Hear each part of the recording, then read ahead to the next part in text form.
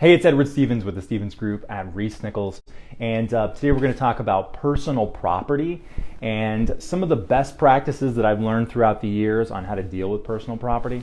First of all, what is personal property? When you're buying a home or when you're selling a home, you can just split everything that you're transacting into two classes: real property and personal property.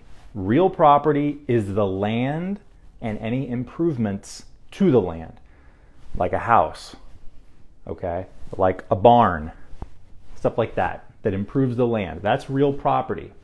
Typically when you think about buying a home, you're thinking about real property, also known as real estate. But what about all the stuff on the inside, that personal property? Okay, what about the drapes? What about the bed? What about the shower curtain? What about other things? Okay. We're going to kind of classify all that as personal property for right now. And we're going to talk right now about how to deal with the sale of these things, because it's something that comes up pretty often. I'll tell you where it really comes up is when we walk into a home and it's beautifully staged. One of the first questions that I get asked by a client on the buying side is people will say, hey, if we get this home, like, can the furniture all stay with it? And so we're going to talk about that scenario. I guess another scenario might be, let's say you've got a home that's fully furnished, you want to sell it, and you just really don't want to move this stuff out. You want to sell the whole thing all together, bedroom suites, you want to sell all the kitchen appliances, you want to sell everything all together with the house. Okay, there's two common scenarios right there. So let's talk first about, from a disclosures perspective, what's a best practice here? On the selling side, when you're selling a home and you're selling this personal property along with your real property, first of all, you want to make sure that you're clear about what stays and what goes.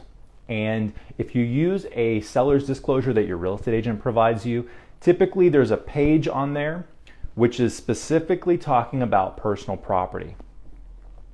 Things like refrigerator, stove, dishwasher, water softeners, antennas, satellite dishes. There are things that we use every day that we kind of can make assumptions about whether they stay or go, and it's not good to make those assumptions. We want to define it clearly on the seller's disclosure whether you are going to take it or whether the buyer is going to take it with their home purchase. As a general rule, if the personal property becomes permanently affixed to the home, like if it's bolted into the wall, for example, or it's bolted into the floor, as a general rule, it stays with the property. It becomes a part of the property. Okay, and so, but it's still a good practice to go ahead and define what stays and what goes. Furthermore, you want to take this opportunity to really protect yourself so that the little things like refrigerators or stoves or dishwashers or just water softeners, things of this nature, humidifiers, that these things don't become an issue down the line when you're doing inspections. If you have an immaculately maintained home and you accept an offer from a buyer, that buyer may be doing an inspection. They might find that the home is in great shape, but there's some problem with your refrigerator, for example. If you know that your refrigerator is not in the best shape, okay, just exclude it. In fact, most of the time I tell clients that are selling a home, just try to exclude a lot of this personal property stuff from any further discussions about inspections later on down the line. It's annoying, when a buyer comes back later and says, hey, they want you to fix a dryer, they want you to fix a washing machine, or they want a reduced price on the home because the refrigerator doesn't make ice. The ice machine, the ice function of the refrigerator doesn't work. Just little piddly stuff like that could have just been avoided by you saying it stays with the home, but we're going to exclude it so that you can't negotiate later. So that's pretty much it on the disclosure side from the selling standpoint. From the buying side, you want to be diligent about understanding what stays with the home and what doesn't. because it's really easy when you walk into a home to just start assuming that things come with the home. So when you make your offer, your buyer is you as the buyer are going to get a copy of the seller's disclosure. You're going to have to read every page, sign every page, pay attention to that page that talks about what stays and what goes. More so than just about any other thing on the seller's disclosure, people overlook what stays and what goes. And then they have to think, okay, does that home come with the refrigerator or does it not? And then you're wondering about budgeting and stuff later. Am I buying a washer and dryer? Am I buying a refrigerator, a stove, whatever? So just remember to go back to that seller's disclosure page. So that's pretty much the seller's disclosure aspect. That's from a best practices perspective, how to handle that.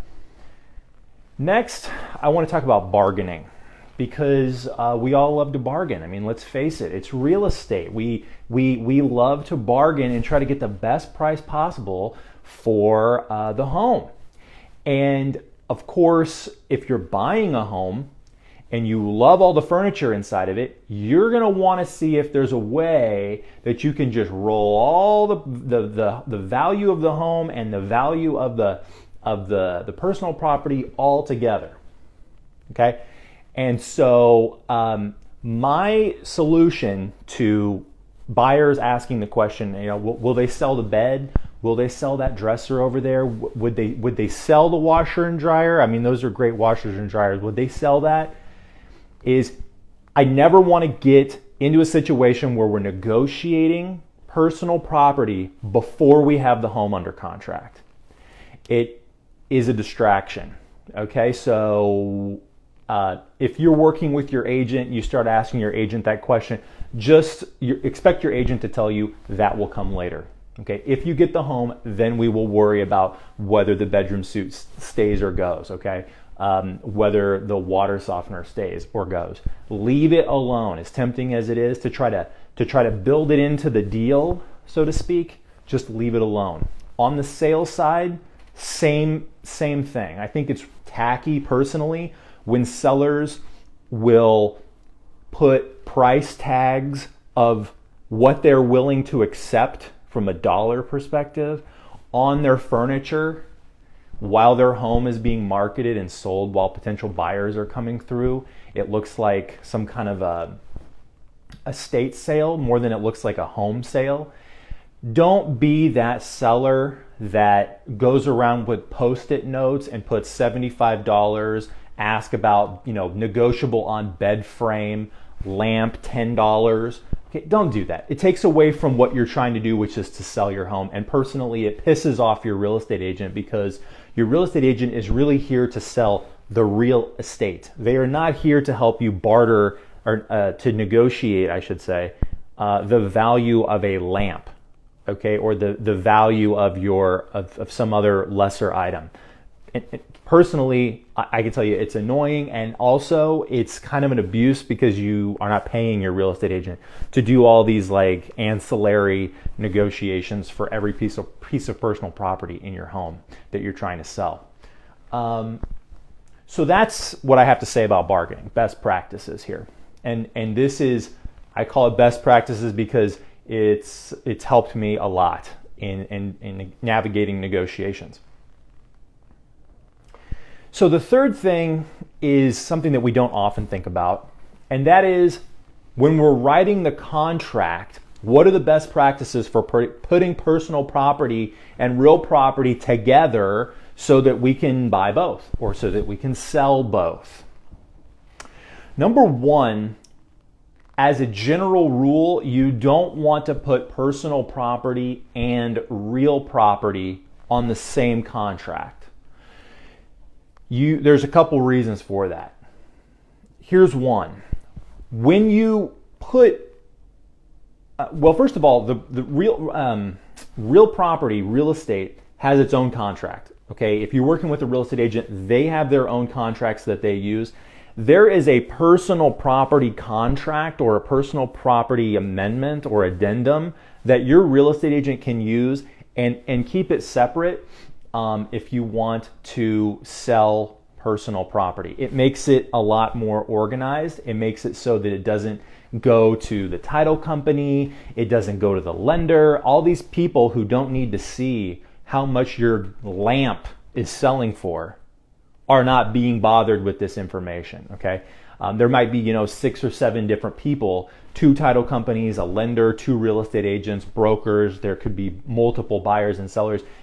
Your lamp purchase and sale does not need to be in everybody's face. So you can put it on an amendment or an addendum, personal property amendment and a personal property amendment and keep it separate. The more important reason, though, why you would want to keep it separate is because if you're getting a loan as a buyer, the appraiser is going to be looking for the true market value of the real property, of the real estate. And they don't want to see that a whole bunch of personal property items are being lumped in with the price of the real estate.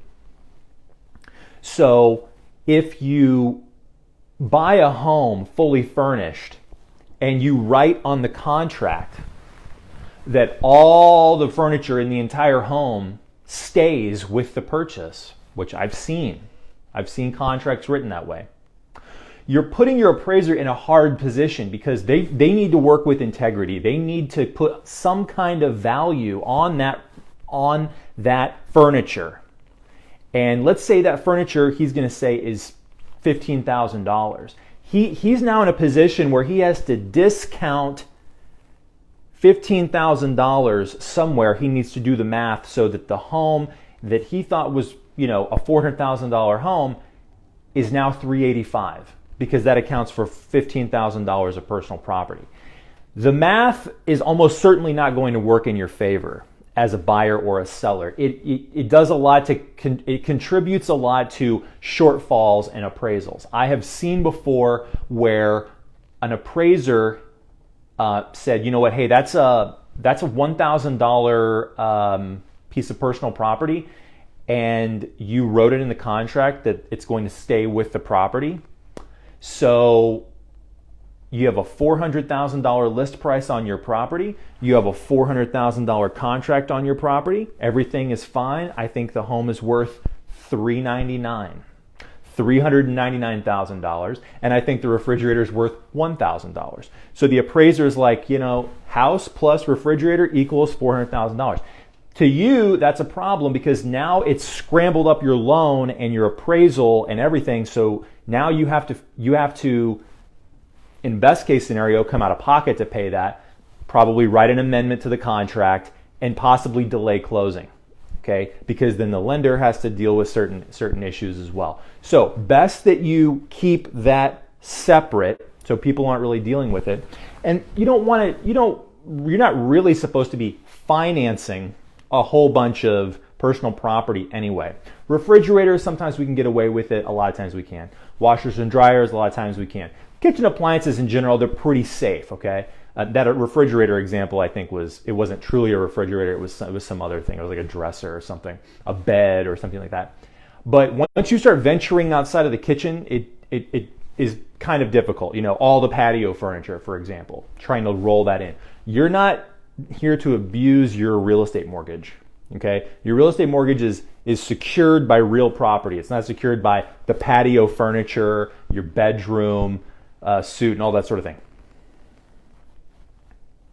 So in conclusion, what have we learned? Personal property usually comes with the real property. You have to deal with it at some point, and how you deal with it can determine whether you have a good experience buying a home or a bad one. Try to use these best practices as a way to avoid having a bad time when you're in real estate, when you're dealing in buying or selling a home. And of course, if you have questions, let me know, shoot me a message or drop a comment. Edward Stevens with the Stevens Group at Reese Nichols. Look forward to seeing you one day at the closing table.